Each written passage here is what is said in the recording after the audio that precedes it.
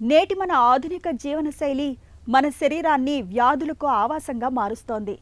నడుము చుట్టుకొలత పెరగడం, రక్తంలో కొలెస్ట్రాల్ పెరగడం, హై బీపీ ఇవన్నీ మన ఆరోగ్యం ప్రమాదంలో పడుతుందని తెలియజెప్పే సంకేతాలే.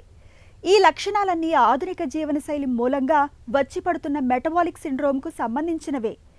ఈ జీవనశైలి జబ్బులతో ఉన్న చిక్కేంటంటే ఇవన్నీ మన ఆరోగ్యాన్ని దెబ్బతీయడంతో పాటు కీలకమైన సంతాన సాఫల్యత అవకాశాలు కూడా గండి కొడుతున్నాయంటున్నారు డాక్టర్లు. మెటబాలిక్ సిండ్రోమ్ అనేది సంతాన అవకాశాలను ఎలా దెబ్బతీస్తుందో, గర్భధారణ అడ్డంకుల్ని అధిగమించేందుకు ఏం చేయాలో ఇప్పుడు తెలుసుకుందాం. ఈ మెటబాలిక్ సిండ్రోమ్ వల్ల పీసీఓడి వస్తుందన్నమాట. PCOD is a disease where egg అనేది రిలీజ్ అవ్వదు. అండ్ ఎగ్ రిలీజ్ అవ్వదు, బాడీలో ఫీమేల్ హార్మోన్స్ తగ్గుతాయి, మేల్ హార్మోన్స్ పెరుగుతాయి. కొందరిలో ఫీమేల్ హార్మోన్స్ కూడా అనపోజ్డ్గా ఉంటాయి, అనపోజ్డ్ ఈస్ట్రోజన్ కూడా ఉంటుంది.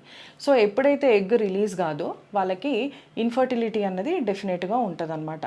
అండ్ ఆల్సో వాళ్ళకి ఒకవేళ ప్రెగ్నెన్సీ వచ్చినా కూడా వాళ్ళకి అది నిలవడం అన్నది చాలా కష్టంగా ఉంటుంది. ఎందుకంటే ప్రొజెస్ట్రాన్ డెఫిషియన్సీ వల్ల లుటియల్ ఫేస్ డిఫెక్ట్స్ అన్నవి రావచ్చు అనమాట.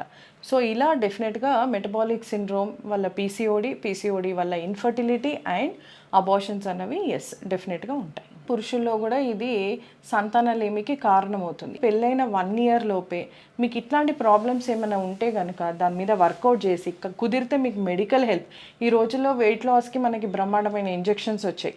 సిమాగ్లూటైడ్ అని, మోయిన్జారో అని మనకి మంచి మంచి ఇంజెక్షన్స్ వచ్చినప్పుడు take help of an endocrinologist or general physician తీసుకొని ఆ ఇంజెక్షన్స్ తీసుకొని మీకు అదేంటి అంటే కొంచెం ఎక్స్ట్రా మోటివేషన్ లాగా కూడా ఉంటుంది అనమాట. కొందరికి ఎలా ఉంటుంది అంటే BMI like very high, maybe above 35 అట్లా ఉన్న వాళ్ళకి బెరియాట్రిక్ సర్జరీస్ అని మనకు ఆప్షన్స్ ఉంటాయి. అది సర్జికల్ ఆప్షన్.